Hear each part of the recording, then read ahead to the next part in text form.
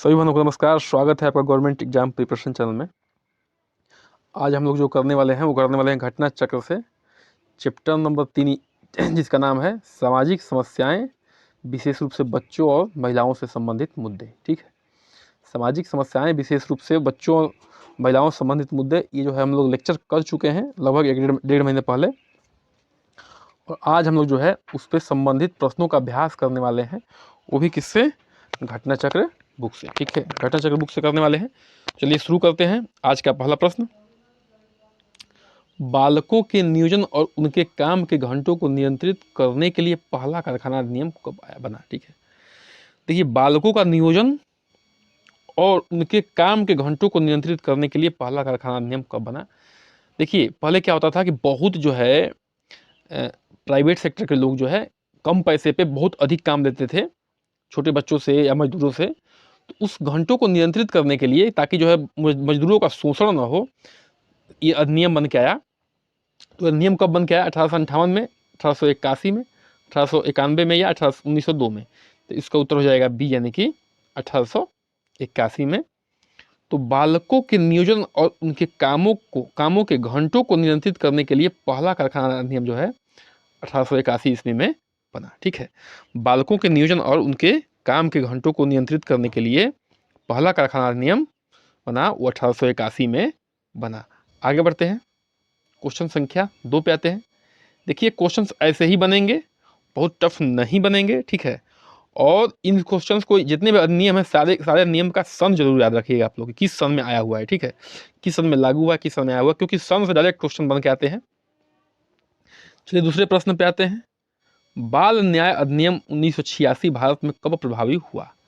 बाल न्याय अधिनियम 1986 भारत में कब प्रभावी हुआ?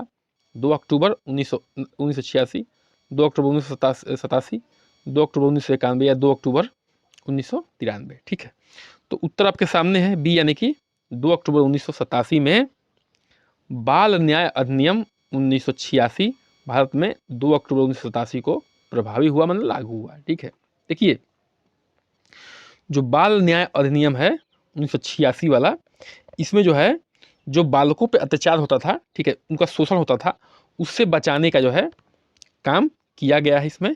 ठीक है, आगे बढ़ते हैं। मैं फिर से कह रहा हूँ, लेक्चर्स प्लीज करके जाके जो है जरूर देख लीजिएगा, मैं लिंक दे दूंगा उसका, और बिना लेक्चर्स दिए हुए इन क्वेश्चनों को हैंडल करेंगे जो भी, तो देखिए वो हवाई हो जाएगा, कोई मतलब नहीं निकलेगा। फिलहाल जो पढ़ चुके हैं, जो रिविजन पर से देख सकते हैं। आगे बढ़ते हैं, क्वेश्चन संख्या 3 पे आते हैं। बाल दुर्व्यवहार को सामान्यतः किन श्रेणियों में विभाजित किया जा सकता है? जो बाल दुर्व्यवहार है उसको सामान्यतः किन श्रेणियों में विभाजित किया जा सकता है? शारीरिक में, लैंगिक में, भावनात्मक में, या इनमें से सभी? तो ध्यान रखिएगा, ये बहुत ही आसान प्रश्न है, और जो पढ़ा होगा बहुत ही आसानी से इस क्वेश्चन को हैंडल कर लिया जाएगा।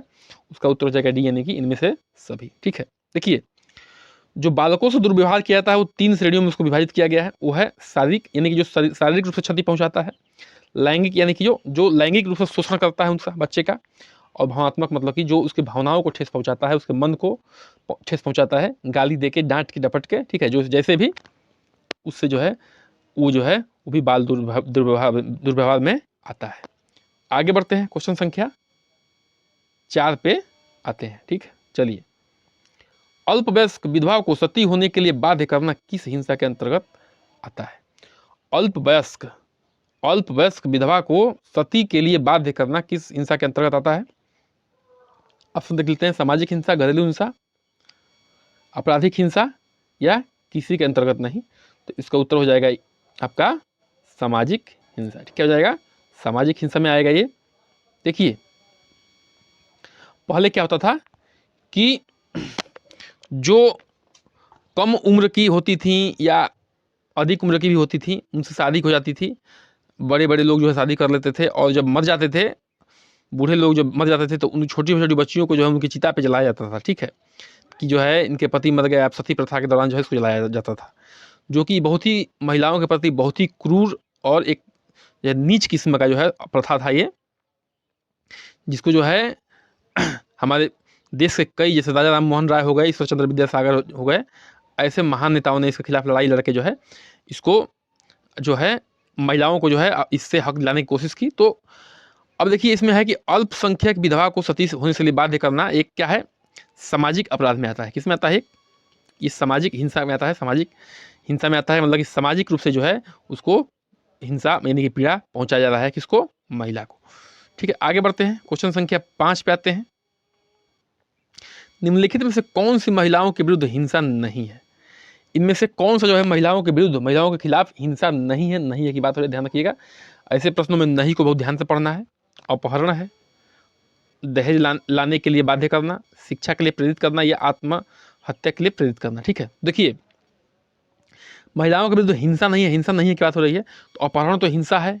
आप जो है उसके इच्छा के विरुद्ध जो है कहीं लेके जाएंगे तो ये तो हिंसा में आएगा। ठीक है, दहेज के लिए बाध्य करना, दहेज प्रथा लग जाएगा आप पे। ठीक है, दहेज के लिए किसी को बाध्य नहीं किया जा सकता है। आत्महत्या के लिए प्रेरित करना, ये भी जो है महिलाओं के जो है हिंसा में आएगा। हिंसा में क्या नहीं आएगा? शिक्षा के लिए प्रेरित करना। तो यही आपका आंसर हो जाएगा। क्यों? क्योंकि जो है नहीं पूछ रहा है। तो देखिए शिक्षा के लिए प्रेरित करना एक हिंसा नहीं है, ये क्या है? ये जो है महिलाओं के उत्थान के लिए अच्छा कार्य है, तो ये हिंसा में क्यों आएगा? ठीक है, देखिए शिक्षा के लिए प्रेरित करना महिलाओं के विरुद्ध हिंसा नहीं है। क्या है? हिंसा नहीं है, से सभी महिलाओं के विरुद्ध हिंसा है। आप लोग ऐसे आसान प्रश्नों को जवाब दे जाएंगे। देखिए ध्यान रखिएगा, आप मत सोचिएगा ये इतना आसान प्रश्न आएगा। देखिए पेपर जब बनता है तो हर तरीके का पेपर बनता है। ठीक है, पेपर में हर तरीके के क्वेश्चन रखे जाते हैं, lower average, average and hard. ठीक है, तो सभी प्रश्नों को ध्यान में रख के चलना होता है। महिलाओं के प्रति सामाजिक हिंसा का उदाहरण है, महिलाओं के प्रति सामाजिक हिंसा का उदाहरण है पत्नी को पीटना, लैंगिक दुर्व्यवहार, विधवाओं के साथ दुर्व्यवहार या संपत्ति में हिस्सा न देना। ठीक है, महिलाओं के प्रति सामाजिक हिंसा का उदाहरण है। ठीक है, ध्यान रखिएगा, सामाजिक हिंसा की बात हो रही है, सामाजिक हिंसा। तो पत्नी को पीटना ये तो शारीरिक दुर्व्यवहार हो गया, लैंगिक दुर्व्यवहार लैंगिक दुर्व्यवहार में आ गया, विधवाओं के साथ दुर्व्यवहार मतलब कि ये भी मतलब कि जो है लैंगिक दुर्व्यवहार या जो है शारीरिक दुर्व्यवहार में आ गया। लेकिन संपत्ति में हिस्सा नहीं देना क्या है? ये एक सामाजिक जो है हिंसा है। देखिए सिंपल सा प्रश्न है, थोड़ा सा घुमाया हो गया है। अगर आपको जो है तीनों चीज़ों में क्लियरिटी नहीं है कि सामाजिक दुर्व्यवहार क्या है, लैंगिक दुर्व्यवहार क्या है, शारीरिक दुर्व्यवहार क्या है, तो ऐसे प्रश्न में आप फंस सकते हैं। बहुत ही आसान प्रश्नों में भी जो आदमी फंस सकता है। तो देखिए संपत्ति में हिस्सा न देना महिलाओं के प्रति सामाजिक हिंसा का उदाहरण है। किसका उदाहरण है? सामाजिक हिंसा का उदाहरण है, से सभी घरेलू हिंसा का उदाहरण है। चलिए आगे बढ़ते हैं, क्वेश्चन संख्या 7 पे आते हैं। देखिए बाल श्रमिक होने का कारण नहीं है। बाल श्रमिक मतलब जो बाल मजदूर होता है, जो बाल मजदूर होता है उसका होने का कारण श्रमिक, बाल श्रमिक होने का कारण नहीं है। क्या नहीं है? गरीबी नहीं है, अशिक्षा नहीं है, कि माता पिता के अमानवीय व्यवहार नहीं है, कि मंद बुद्धि नहीं है। ठीक है, तो देखिए जो इसका बेस्ट आंसर होगा, मैं बार बार कहता हूँ कुछ क्वेश्चन ऐसे होते हैं जिसमें आपको बेस्ट आंसर चूज करना होता है, तो इसमें उत्तर हो जाएगा, वो हो जाएगा डी यानी कि मंद बुद्धि। देखिए गरीबी जो है एक कड़वा सच है हमारे देश की। ठीक है, जिसके कारण जो है बच्चे क्या बनते हैं? श्रमिक बनते हैं। अशिक्षा, अशिक्षा के कारण भी श्रमिक बनते हैं। माँ बाप की अशिक्षा, बच्चों की शिक्षा, तो अच्छी अच्छी नौकरी नहीं मिलती, अच्छा काम नहीं मिल पाता है, मजदूरी करना पड़ता है। माता पिता का अमानवीय व्यवहार, माँ बाप, देखिए माँ बाप तो माँ बाप होता है, सबका होता है, लेकिन हर माँ बाप जो है बहुत अच्छा नहीं होता है, ये बात सच है। तो उनके अमानवीय व्यवहार के कारण भी बच्चा जो है क्या बन सकता है? श्रमिक बन सकता है। तो आपका जो बेस्ट उत्तर हो जाएगा वो हो जाएगा मंद बुद्धि। मंद बुद्धि के कारण कोई जो है श्रमिक नहीं बनता है। ठीक है, आगे बढ़ते हैं, क्वेश्चन संख्या 8 पे आते हैं। बच्चों की समस्या कौन सी है? बच्चों की समस्या कौन सी है? तो स्वास्थ्य है, शिक्षा है, बाल श्रम है, उपयुक्त सभी। देखिए बच्चों की जो समस्या है वो सभी है, उपयुक्त सभी है। देखिए कैसे, हमारे देश में गरीबी बहुत है और कुपोषण के शिकार बहुत बच्चे हैं। गरीबी बहुत है, शिक्षा जो है सही से नहीं मिल पाता है बच्चों को, बाल श्रम का शिकार होना पड़ता है। गरीबी बहुत है, शिक्षा और शिक्षा भी है, तो बाल श्रम का भी शिकार होना पड़ता है। तो कहने का मतलब है कि स्वास्थ्य, शिक्षा और बाल श्रम जो है सभी बच्चों की समस्याएं हमारे देश की है। आगे बढ़ते हैं, क्वेश्चन संख्या 9 पर आते हैं।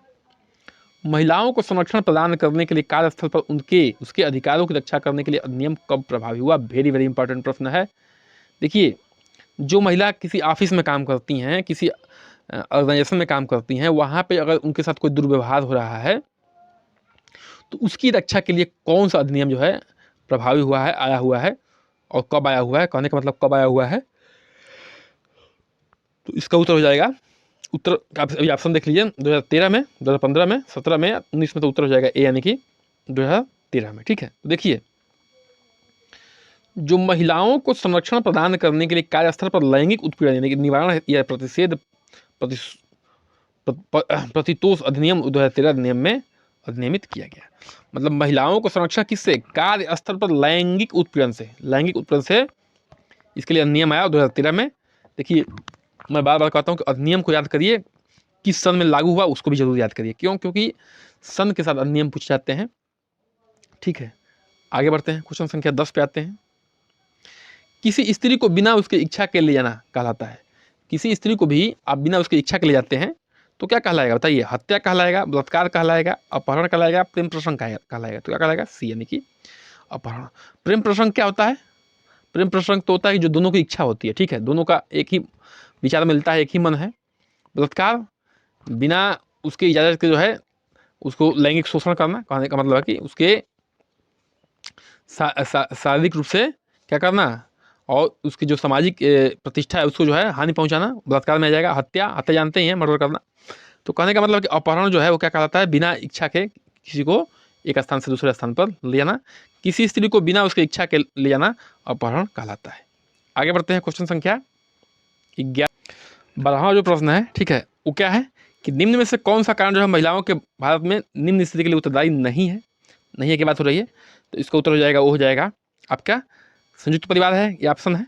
बाल विवाह है, महिला शिक्षा है, या पुरुषों पर आर्थिक निर्भरता है। तो देखिए, जो महिला शिक्षा है वो इसका बेस्ट ऑप्शन हो जाएगा। संयुक्त परिवार, बाल विवाह और पुरुषों पर निर्भरता जो है महिलाओं क्या है? आर्थिक निम्न स्थिति के कारण बना हुआ है। आगे बढ़ते हैं। महिला शिक्षा महिलाओं के उत्थान में भूमिका निभाना, इसके कारण महिलाओं की परिस्थिति उच्च होती है। संयुक्त परिवार, बाल विवाह, पुरुषों पर आर्थिक निर्भरता महिलाओं की निम्न स्थिति की के लिए क्या है? उत्तरदायी है। आगे बढ़ते हैं, क्वेश्चन संख्या 12 पे आते हैं। स्त्रियों के प्रति अपराध में घरेलू हिंसा का भाग है। भाग डैश प्रतिशत है। स्त्रियों के प्रति अपराधों में, स्त्रियों के प्रति अपराधों में घरेलू हिंसा का भाग डैश प्रतिशत है। तो 45% है, 43%, 30% या 59% है। तो इसका उत्तर हो जाएगा सी यानी कि 30%।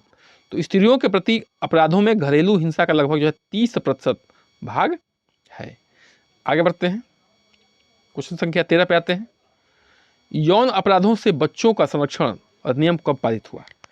जो यौन अपराध है उससे बच्चों के संरक्षण अधिनियम कब पारित हुआ? देखिए, बच्चों का संरक्षण करना है यौन अपराधों से, ठीक है। तो यह जब कब पारित हुआ है? तो 16 में, 15 में, 18 में या 19 में। तो उसका उत्तर हो जाएगा डी यानी कि 19 में। तो यौन अपराधों से बच्चों के संरक्षण संशोधन अधिनियम, ध्यान रखिएगा, संशोधन अधिनियम है 2019 में पारित करके केंद्र सरकार ने 16 अगस्त 2019 को अधिनियमित कर दिया, ठीक है। इसको क्या कर दिया?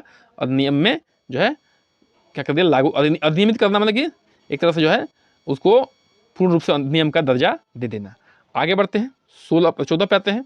भारत में NFHS सर्वेक्षणों के कई अन्य अध्ययनों के अनुसार शारीरिक घरेलू हिंसा के मुख्य कारण कौन से हैं? ठीक है, तो देखिए, जो NFHS सर्वेक्षण किया गया है उसके अनुसार जो है शारीरिक घरेलू हिंसा के मुख्य कारण क्या है? तो निसंतान होना, हिंसा का अंतर पीढ़ी संचरण, ठीक है, ये या ए और बी दोनों, या उपयुक्त में से कोई नहीं। उससे उत्तर जाएगा सी यानी कि ए और बी दोनों। देखिए, ध्यान से पढ़ लेते हैं, सब समझ में आ जाएगा। भारत में NFHS सर्वेक्षणों के और कई अध्ययनों के अनुसार शारीरिक घरेलू हिंसा के मुख्य कारण जो है निसंतान होना और हिंसा के अंतर पीढ़ी संचरण। मतलब कि हिंसा का अंतर पीढ़ी संचरण मतलब कहने का मतलब होता है कि जो हिंसा होती है, घरेलू हिंसा होती है, ठीक है, ये क्या होती है? पीढ़ी दर पीढ़ी जो है संचरित होती रहती है, आगे बढ़ती रहती है। तो जिन घरों में ऐसा होता रहता है उसको उनमें अक्सर जब ऊपर से देखते हुए नीचे लोग आते हैं तो ऐसा होता रहता है, ठीक है। तो ये भी है, कहने का मतलब है कि एक तरह से अपने ऊपर के संस्कारों को नीचे लाते हैं। आगे बढ़ते हैं। समाज में लैंगिक असमानता स्वपीड़ित रहती और महिलाओं में लिंग ईर्ष्या के कारण होती है, यह दृष्टिकोण किसका है?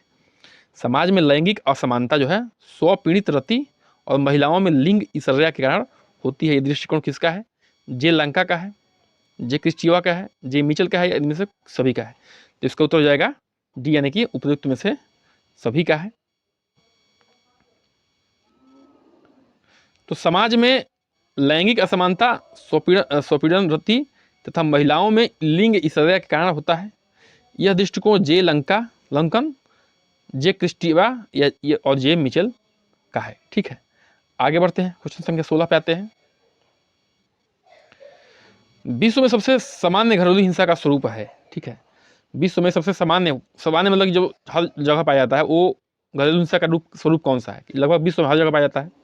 बाल दुर्व्यवहार, पत्नी को पीटना, वृद्ध दुर्व्यवहार या सहोदर हिंसा, ये है यानी कि बाल दुर्व्यवहार। विश्व में सबसे सामान्य घरेलू हिंसा जो है वो बाल दुर्व्यवहार, यानी कि बच्चों को पीटना है या मारपीट कर बच्चों को पीट देना, मैक्सिमम पीटना ही होता है, या यौन दुर्व्यवहार करना, मानसिक रूप से उनको क्षति पहुंचाना, ऐसी समस्या जो आती है। कृपया करके बाद चैनल को सब्सक्राइब कर दीजिए, लाइक करिए, शेयर करिए, कमेंट करिए। ठीक है, आज का अंतिम प्रश्न, घरेलू हिंसा का स्वरूप नहीं है दहेज मृत्यु, अपहरण, यौन उत्पीड़न और पत्नी की पिटाई। तो घरेलू हिंसा का रूप नहीं है की बात हो रही थी बी। अपहरण जो है दूसरा को लेके भाग जाता है, ठीक है, तो वो जो है अपहरण में आता है। और दहेज मृत्यु हो गया, उत्पीड़न हो गया, यौन उत्पीड़न हो गया और पत्नी की पिटाई हो गया, क्या आएगा? घरेलू हिंसा में आएगा। चलिए इसी के साथ जो है चैनल को करिए सब्सक्राइब, लाइक, शेयर, बने रहिए हमारे साथ। नमस्कार, जय हिंद।